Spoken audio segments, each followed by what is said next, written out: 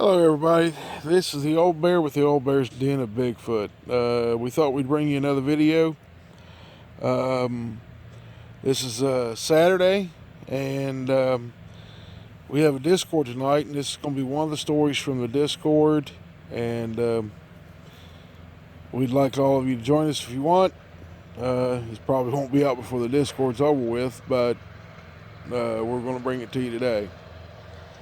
And as you can hear, everybody here is outside doing grass or whatever.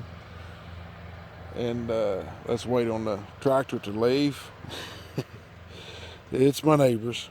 They don't know. Anyway, what happened was this story came from a gentleman that used to live here in West Virginia. He has since moved out west, almost to the Pacific Ocean. Where he lives at, he's in Bigfoot territory. That's as far as I'm gonna go with it. So, ladies and gentlemen, y'all can figure out where he lives. Good luck. That's all you get. Anyway, this story comes from when he lived here in West Virginia. His family is from here, and he still comes back from time to time to visit, with friends and stuff when he went to school here. Anyway, he was deer hunting in 1979, which would be in November, the week of Thanksgiving in November 1979. And the first morning, him and his buddy went hunting. They went to his buddy's homestead, his family's homestead.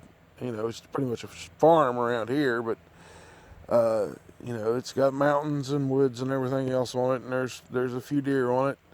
And he decided to go deer hunting out there on the first day. Well, as they went hunting, it was long before daylight, and they got there fairly early, around 5:30 in the morning. Gets daylight around 6:15 sometimes. Between 6:15 and 6:30 usually when it starts breaking day. Anyway, they separated, and his buddy went around a point that met the point that he was going to go up and walk up, and went up in the holler and was up in there. And well, what happened was he got up there so far on that point, and he decided he was going to climb up. He found a tree that he liked. He knew the tree was there. He'd been there a few times, and he climbed up in the tree. He said it was a perfect tree to climb into. Perfect place, the way the tree was formed. You climb in it and sit down in it, and not have to worry about falling out or anything like that. Well, he had a 30-30 rifle with him, either a Model 94 Winchester or the Savage, one of the two. And after he got in the tree, he sat there for a little bit and said he heard something come walking off the point. And, he was, hoping daylight get there quick so he could see what it was. Well, daylight wasn't there yet. So he got about 30 yards from him, and it stopped, and he couldn't see it. He even had a flashlight with him when he was climbing the tree, and he couldn't get this flashlight wasn't strong enough to see anything out that distance. So he's sitting there, and he said after probably about 20-30 seconds of it stopping, it let out this huge scream. Said it shook him all the way down through his heavy clothes and everything else that he had on to keep warm. Shook him all the way into his chest vibrated. Said he's since has listened to the high grass man howls and stuff like that's been recorded, and he said that's exactly what he heard was the high grass man scream. Said this thing screamed at him. Said he never heard it walk off. Said he thinks that he may have been lost his hearing for a little bit. He was pretty shook up, scared him half to death. So he waited until it got daylight. And when it got daylight, he said, I looked around real good. He said, I looked at everything. Binoculars I had with me. He said, I picked everything apart to make sure it wasn't whatever that was that screamed.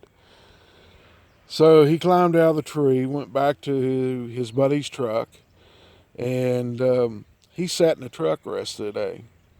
His buddy came down there about noon, and he asked his buddy, he said, "Did you not hear that this morning before daylight?" And his buddy said, "Yeah, what was it? It was around there where you were at. What was it?" He said, "I don't know." He said, "But it scared me to death." He said, "I'm not sure what it was. I have an idea, but I'm not sure." Now, let me give you the backstory on this. This is where this is a three-part story. This comes in to the second part to give you a little background because his grandpa had told him that there were boogers here in this state. Because his grandpa, when he was younger, was hunting with his brothers.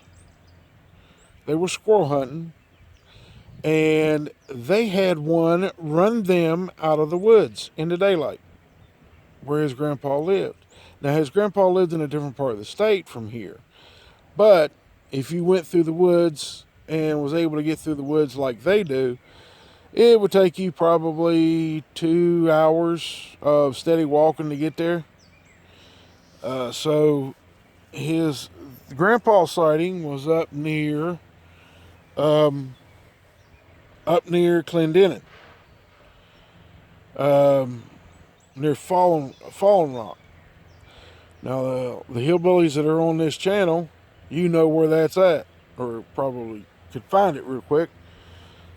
But since his grandfather has passed away a long time ago, and the house is no longer there, the area that it's in is posted property, so I wouldn't suggest going to find it. That's the reason I haven't went. Anyway, here's the third part of what he was telling me. And we had a long conversation. He brought this part up, said that he'd heard something. His grandpa had also told him this, a story that his grandpa had told him because he was talking to his brother, and it brought back the memory of this story.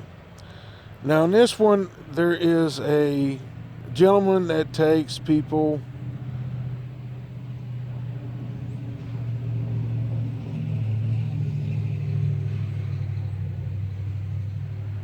to bury them.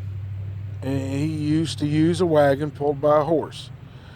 Well, whenever he would do it, he would take people in to be buried into a different county. He would always take and grain his horse halfway there. Well, this is one of those times when he had grain in the back of the wagon, and had a body back there in a casket and everything to be buried. Now, he was going up through there early morning to deliver the body to the gravesite. And on his way, he got halfway up there. He stopped, and when he got out of the wagon shook again after he got out. What he thought was strange. Well, he goes around the back of the wagon. Now, this wagon is covered, so no one, would see what was in the back of the wagon, and it's just kind of respectful to keep the body covered up and the casket covered. But he went back there to get the bag with the oats in it so he could feed his horse. Well, when he got to the back of the wagon, he looked up in the wagon, and he had a little lantern with him so he wouldn't, so he could grab the oats, and he had the lantern lit, and when he showed it up into the wagon, he saw something in there big and hairy with red eyes. It was eating the oats out of the bag he had. Now, everybody knows what a feed bag is for a horse, and said that this thing was taking its hands, eating handfuls of oats at a time. And so they were big hands, hair-covered thing. It was just looked like he called it a demon or a devil. This guy took off at a run away from his wagon and ran away from his wagon. And when he got away from the wagon, this thing jumped out of the wagon and took the oat bag with him and it ran off and ran up the hill, and the guy watched it run out of sight, which wasn't real far because it's still day, it's still dark when he was doing it, when he was delivering the body. So he goes back up to the wagon, hops on the front, and takes off.